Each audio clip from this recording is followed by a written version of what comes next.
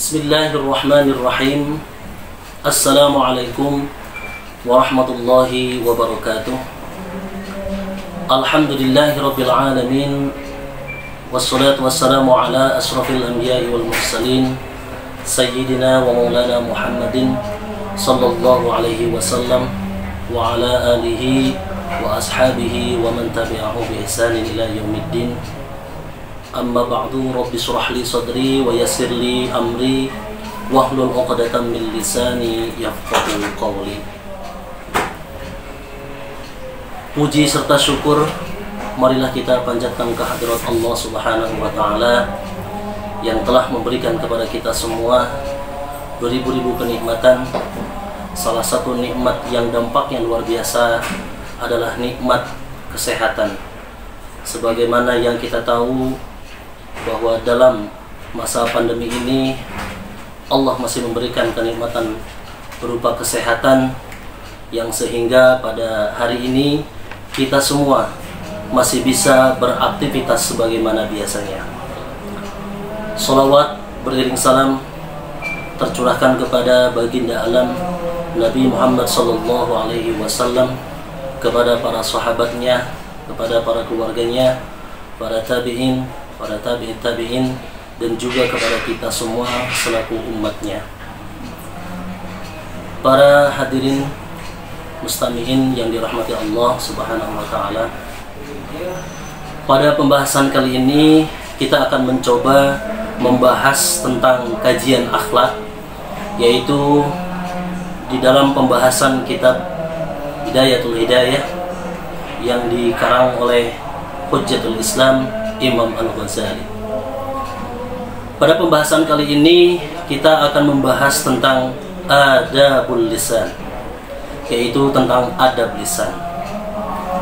Terlebih dahulu perlu kita ketahui apa itu lisan dan untuk apa tujuan lisan diciptakan oleh Allah. Kita tahu bahwa segala hal, segala sesuatu yang Allah ciptakan di dunia ini tentu pasti ada fungsi dan tujuannya. Salah satu Allah menciptakan lisan. Tujuannya adalah di dalam kitab Bidayatul Hidayah dijelaskan, wa ammal lisan fa innama khuliqa laka litukthira bihi dzikrallahi ta'ala. Untuk apa lisan diciptakan? Lisan diciptakan agar dengannya engkau bisa banyak berzikir kepada Allah Subhanahu wa ta'ala, wa tilawata kitabihi, dan juga membaca kitab sucinya, wa turshidu bihi khalqallahi ta'ala ila tariqihi, memberi petunjuk kepada makhluk Allah lainnya, wa tudhhiru bihi ma fi dhamirika min hajati dinika wa dunyaka, serta dapat mengungkapkan kebutuhan agama dan duniamu yang tersimpan di dalam hati. Fa'idha ista'maltahu fi ghairi ma khuliqa lahu, apabila engkau mempergunakannya lisan tadi bukan pada tujuan yang telah digariskan, faqad kafarta ni'matallahi ta'ala fihi,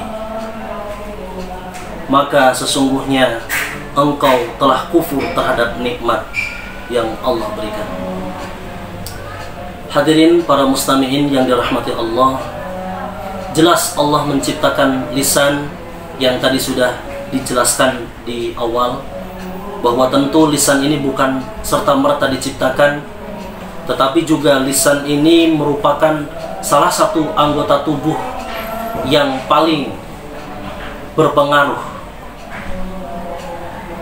Bahkan di dalam kata mutiara yang populer kita sering mendengar adalah salamatul insan fi hifdzil lisan, bahwa keselamatan manusia terletak pada bagaimana manusia itu menjaga lisannya.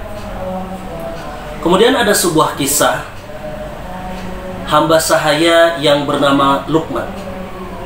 Suatu ketika Luqman itu diperintahkan oleh majikannya untuk menyembelih binatang, yaitu kambing. Kemudian majikannya itu memerintahkan kepada Luqman untuk menyembelih kambing itu, dan kemudian Luqman diperintahkan untuk memilih dua anggota tubuh yang ada pada hewan sembelihannya tadi, yaitu anggota tubuh yang paling terbaik. Kemudian si Luqman tadi, hamba sahaya yang diperintahkan oleh majikannya itu, memisahkan dua anggota tubuh yang paling terbaik. Diberikanlah dua anggota tubuh itu kepada majikannya. Apa itu?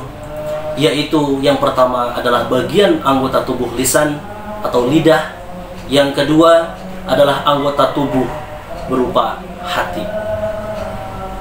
Kemudian setelah itu majikan tadi memerintahkan kembali kepada hamba sahanya itu, si Luqman, yaitu diperintahkan kembali untuk menyembelih binatang, yaitu berupa seekor kambing kembali.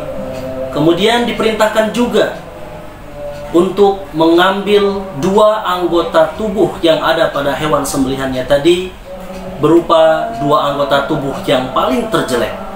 Yang tadi pertama yang terbaik, kemudian yang kedua majikannya itu memerintahkan kepada Luqman untuk mengambil anggota tubuh yang paling terjelek. Lalu apa yang dilakukan oleh Luqman? Si hamba sahaya tadi lalu memberikan dua anggota tubuh bagian hewan yang disembelih tadi berupa dua anggota tubuh yang paling terjelek, yaitu yang pertama adalah anggota lidah dan yang kedua adalah hati.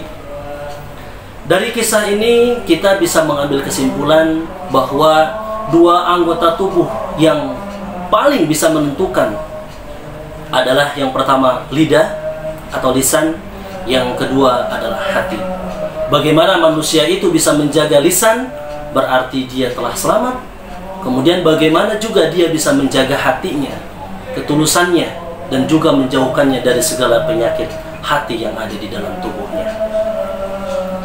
Para mustami'in yang dirahmati Allah, tentu lisan ini haruslah betul-betul dijaga. Tadi dikatakan bahwa keselamatan manusia itu adalah terletak pada bagaimana manusia itu menjaga lisannya. Semoga dalam pembahasan ini kita dijaga dari hal-hal yang bisa menjadikan lisan kita ini terjerumus ke dalam nerakanya Allah Subhanahu wa Ta'ala. Mudah-mudahan lisan yang kita jaga ini bisa menjadikan perantara kita masuk ke surganya Allah Subhanahu wa Ta'ala. Bayangkan, konon seorang perempuan per hari bisa mengeluarkan 16.000 sampai 21.000 kata per hari.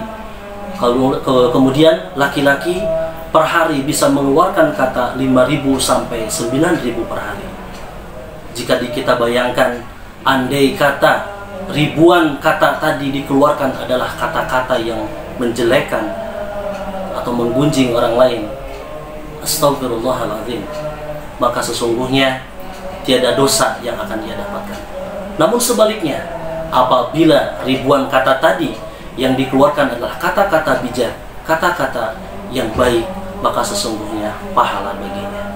Mudah-mudahan Allah menggolongkan kita semua termasuk hamba yang bisa menjaga lisan dan hati kita. Nasrun minallah wa fathun qarib wa basyiril mu'minin. Wassalamualaikum warahmatullahi wabarakatuh.